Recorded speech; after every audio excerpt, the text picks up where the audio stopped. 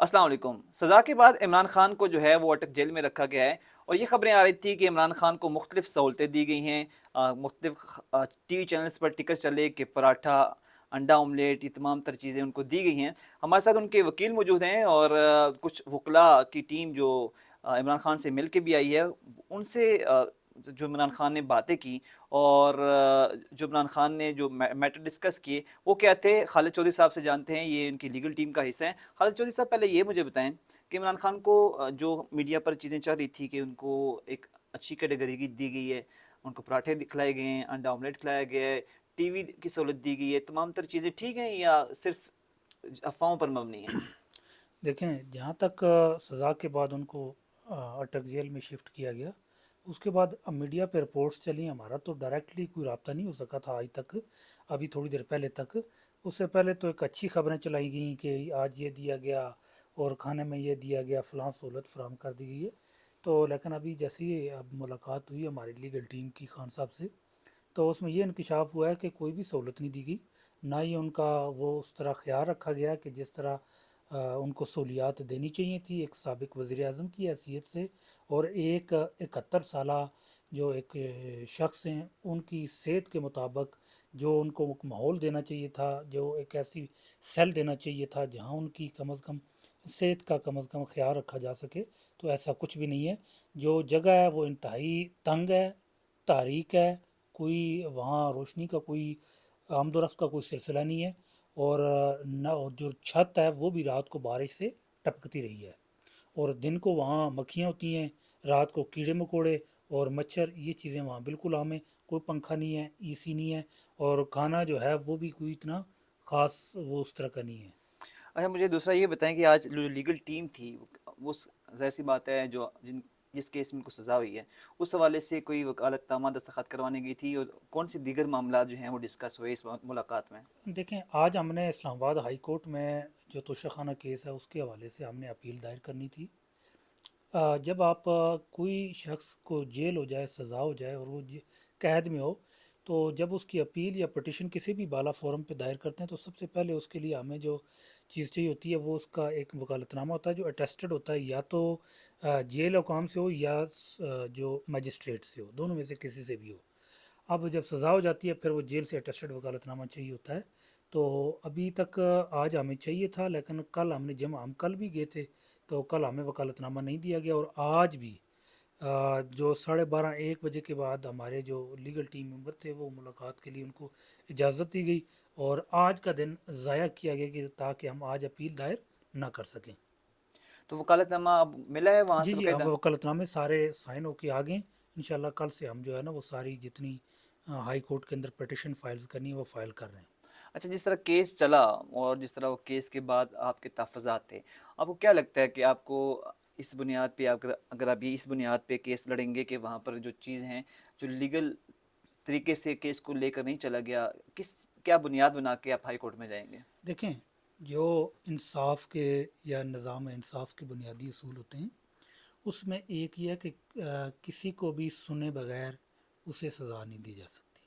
दूसरा एक होता है कि राइट ऑफ फेयर ट्रायल, ठीक है, जिसके ऊपर इल्ज़ाम हो उसको अपनी सफाई का पूरा पूरा मौका दिया जाना चाहिए।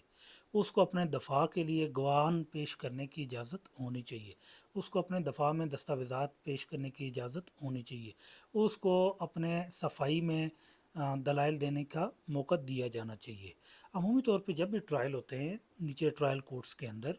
या इवन जब उसके मतलब अपील भी हो एपेलेट फॉर्म्स के ऊपर, तो वो एक जब दलाइल दिए जाते हैं तो एक काफ़ी वक्त दिया जाता है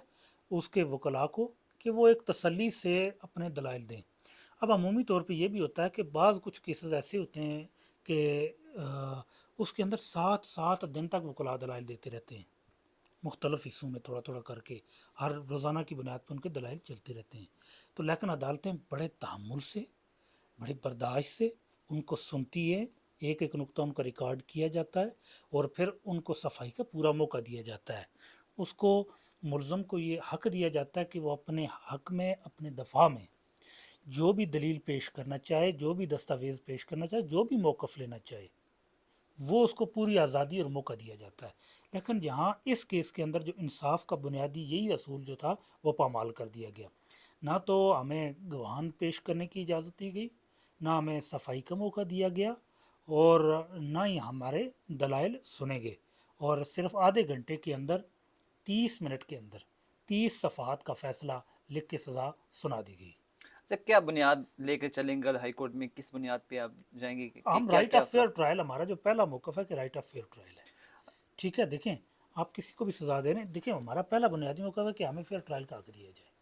تو باقی ضمن چیزیں پھر آنا شروع ہوں گی، جس میں اختیار سماعت ہے، جس میں باقی جو نکات ہیں وہ آئیں گے اس میں۔ اچھا، جب خان صاحب کو سزا ہوئی تو لاسٹ جو پی ٹی آئی کی طرف سے اپیرنس تھی وہ آپ پیش ہوئے تھے، جی آپ نے جی کہا ہمیں وقت دیا جائے، خواجہ عارف صاحب جو ہیں دوسرے کیس میں مصروف ہیں، تو جج صاحب نے آپ سے پوچھا کس کیس میں مصروف ہیں، تو آپ ان کو قائل نہیں کر پائے کہ مطلب خواجہ صاحب آ جائیں گے یا نہیں کر پائیں گے، یا انہوں نے آپ کے نزدیک پہلے سے چیز بنائی ہوئی تھی کہ اب اس ٹائم نہیں آئے تو اور فیصلہ نہیں، دینا ہے؟ ہوا یوں تھا کہ اس ہماری جو لیگل ٹیم تھی توشہ خانہ کیس میں، اس میں سینئر کونسل خواجہ عارف صاحب ہیں، تو حتمی دلائل انہوں نے دینے تھے، تو اب میں پیش ہوں 10:30 بجے، اور میں نے جہاں کے گزارش کی ہے کہ خواجہ عارف صاحب سینئر کونسل ہیں، وہ آ رہے ہیں، اور انہوں نے آج دلائل دینے ہیں، اور وہ ابھی دوسری عدالت میں ہیں، تو وقت دیا جائے۔ تو اس پہ جج صاحب نے کہا کیا اگر وہ رات کو آدھی رات تک ہو جائے؟ میں نے کہا، میں نے ان کو وہاں کورٹ اوپن کورٹ کے اندر کہا، بلکہ کورٹ رپورٹر سارے موجود تھے، میں نے کہا آدھی رات تک ہو، ہم نے آج ہر حال میں دلائل دینے۔ تو یہ وہاں میں نے موقف اختیار کیا، تو انہوں نے کہا جی میں آپ کو 12:30 بجے تک کا وقت دیتا ہوں۔ میں نے کہا سر آپ وقت دیں، ہم انشاءاللہ آئیں گے، اور آج ہی ہم اپنے، بلکہ میں نے یہ بھی کہا ہم دلائل بھی آج مکمل کریں گے، یہاں تک ہم نے کہا کہ ہم جتنا مختصر سے مختصر وقت ہوا لیکن اپنے دلائل آج ہر حال میں۔ انہوں نے کہا رات کے 12 بجے، میں نے کہا بے شک بج جائیں، ہم نے اپنے دلائل آج دینے ہیں اور مکمل بھی کرنے ہیں۔